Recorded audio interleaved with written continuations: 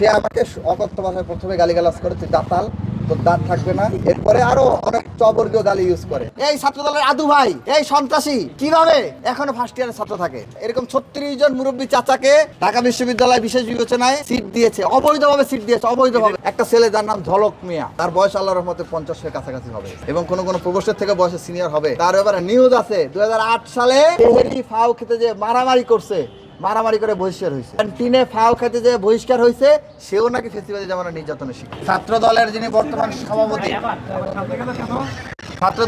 বর্তমান সভাপতি রাকিবুল ইসলাম রাকিব ভাই, তিনি 6-7 সেশনের শিক্ষার্থী।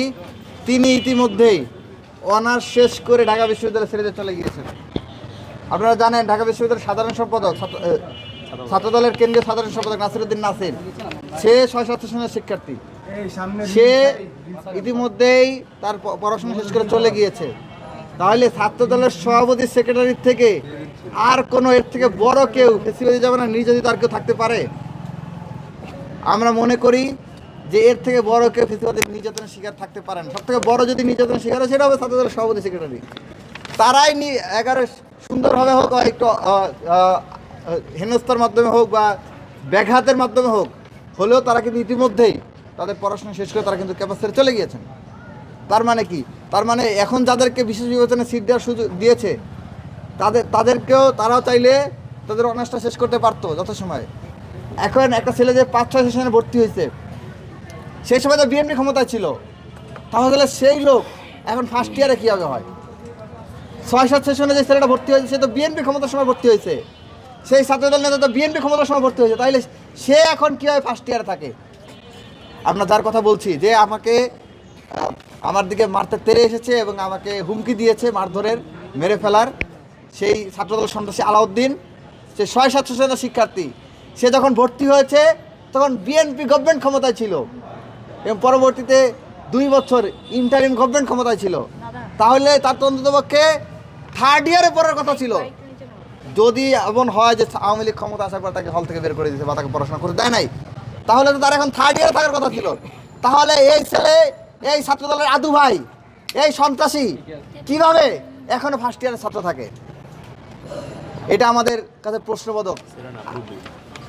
এই মুরব্বী চাচার ব্যাপারে এরকম 36 জন মুরব্বী চাচাকে ঢাকা বিশ্ববিদ্যালয় বিশেষ বিবেচনায় সিট দিয়েছে, অবৈধভাবে সিট দিয়েছে, অবৈধভাবে। এদের মধ্যে অনেকে আমাদের জন্মের আগে পড়াশোনা শুরু করেছে। এদেরকে 5 আগস্টের পরবর্তী সময় সিট দেওয়ার আলাপ ওঠে, তখন কত দূরে ঢুকছি বলা হয়েছিল, আমরা তখন প্রতিবাদ করেছিলাম। নিয়াজ আহমেদ স্যার যখন ভিসি ছিলেন, উপাচার্য ছিলেন, তখন আমরা প্রতিবাদ জানিয়েছিলাম দফায় দফায়। আপনারা সাংবাদিক বন্ধুরা সাক্ষী যে আমরা প্রশাসনিক ভবনে আপনাদেরকে নিয়ে কয়েকবার সংবাদ সম্মেলন করেছি এই বিষয়টা নিয়ে, এফএসএলের ঘটনা এবং অন্যান্য ঘটনা।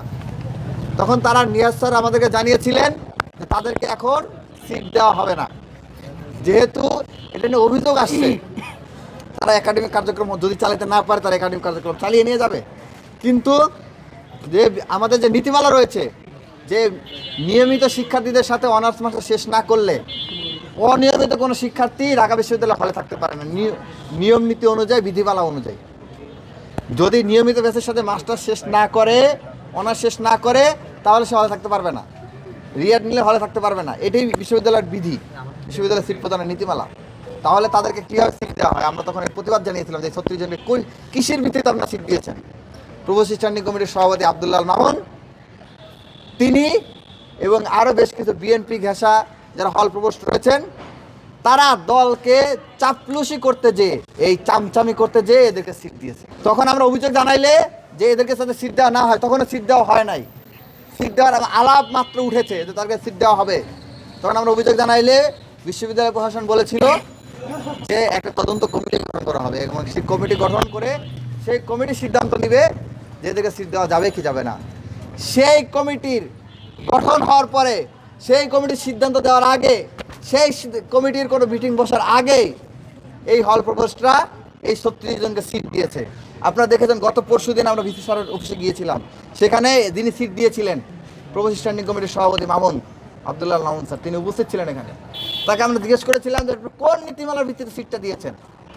তিনি বলেছেন বিশেষ বিবেচনায় সিট দিয়েছেন। তার মানে কোনো নীতিমালাকে মানা হয় নাই, সম্পূর্ণ অবৈধভাবে এই 36 জনকে সিট দেওয়া হয়েছে এবং কোনো নীতিমালার ব্যাখ্যা তাদের কাছে নাই এবং তারা বলছে তারা ফেসিবাদী জামানার নির্যাতনের শিকার এই জন্য সিট দিয়েছে।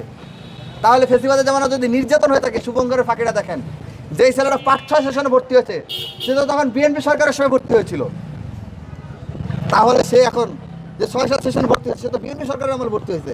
তাহলে এই আদু ভাই আলাউদ্দিন, এই চাচা আলাউদ্দিন এখন কীভাবে ফার্স্ট ইয়ারে থাকে, সেকেন্ড ইয়ারে থাকে? তার মানে এটা কি প্রমাণ করে? যেগুলো সম্পূর্ণ দলীয় বিবেচনা এবং এই 36 জনকে সিট দিয়েছে এদের মধ্যে যে কয়জনের খোঁজ আমরা নিতে পেরেছি তাদের প্রত্যেকে ছাত্রদলের পোস্টেড, ছাত্রদলের কোনো না কোনো পর্যায়ের নেতা, প্রত্যেকেই ছাত্রদলের কোনো না কোনো পর্যায়ের নেতা। এমনকি একজনকে আমরা পেয়েছি যাকে সিট দেওয়ার ব্যাপারে চক্রান্ত করা হচ্ছে, সে শুধু ছাত্রদল নয়, সে যুব দলের কেন্দ্রীয় নেতা, কেন্দ্রীয় নেতা। একজনের বয়স 40-50 বছর হয়ে গেছে। আমাদের যে হল প্রভোস্ট স্ট্যান্ডিং কমিটির যিনি সভাপতি মামুন স্যার, আব্দুল্লাহ মামুন স্যার, তার থেকেও বয়সে বেশি হবে এই আদু ভাইদের। এমনকি খোঁজ নিলে দেখা যাবে মামুন স্যার যখন বিশ্ববিদ্যালয়ে ভর্তি হয়েছে তারও আগে এই আদু ভাইরা ভর্তি হয়েছে। তাহলে হল প্রভোস্টের থেকে আপনি চেহারা মিলাই দেখবেন বয়স এই আদু ভাইদের বেশি মনে হয়েছে বা বেশি হবে। সার্টিফিকেটগত ঘাটাঘাটি করলে বেশি পাওয়া যেতে পারে। তো এদেরকে সিট দেওয়া হয়েছে কোনো নিয়ম নীতি তোয়াক্কা না করেই। যেখানে আমার শিক্ষার্থীরা এখন সিট পাচ্ছে না, রাস্তায় ঘুমাচ্ছে, আমার শিক্ষার্থীরা আজকে মসজিদে ঘুমায়, আমার শিক্ষার্থীরা আজকে যাযাবরের মতো, পরজীবীর মতো বিভিন্ন আত্মীয় স্বজন বন্ধুর বাসায় রাত্রি যাপন করে ক্লাস করতেছে, ঝুলে ম্যাচে থেকে ঝুলে এসে ক্লাস করতেছে। আর এখানে শুধুমাত্র ছাত্রদল করার কারণে, বিএনপির নেতাকর্মী হওয়ার কারণে, ছাত্রদলের নেতাকর্মী হওয়ার কারণে 40 বছর হোক বা 50 বছরের বয়স্ক হোক, চাচা ভাতিজা হোক, নিয়ম নীতি থাকুক বা না থাকুক, নিয়ম নীতি লঙ্ঘন করে তাদেরকে সিট দেওয়া হয়েছে। এমনকি তারা যখন বলে যারা ফেসিবাদের নির্যাতন, তখন আমার হাসি পায় কয়েকটা কারণ। একটা কারণ তো বললাম যে বিএনপির সময় তারা অনার্স শুরু করছিল, তাহলে বিএনপির সময় শেষ করতে পারলো না কেন? তারা এখনো ফার্স্ট ইয়ারে কেন? তাহলে বিএনপি কি ফেসিবাদী ছিল কিনা সেই সময়? সেই প্রশ্নটা যেমন থাকে, পাশাপাশি আর একটা প্রশ্ন থাকে। একটা ছেলে যার নাম ঝলক মিয়া, তার বয়স আল্লাহর রহমতে 50-এর কাছাকাছি হবে এবং কোনো প্রভোস্টের থেকে বয়সে সিনিয়র হবে। তার ব্যাপারে নিউজ আছে 2008 সালে সেই সেহেরি ফাও খেতে যে ক্যান্টিনে মারামারি করে বহিষ্কার হয়েছে। ক্যান্টিনে ফাও খেতে যে বহিষ্কার হয়েছে সেও নাকি ফেসিবাদী জামানার নির্যাতনের শিকার। আসসালামু আলাইকুম।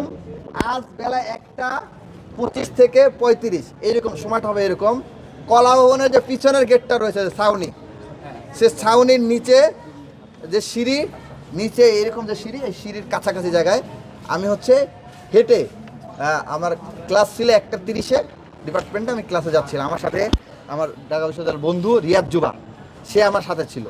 আমরা দুজন একসাথে হেঁটে সে অন্য ডিপার্টমেন্টে, আমার বন্ধু আড্ডা দিতে হেঁটে আমি ক্লাসের দিকে যাচ্ছিলাম। আমি কলা ভবনের ওই পিছনের গেটে এখানে দাঁড়িয়েছি, একজনের সাথে ফোনে কথা বলছিলাম।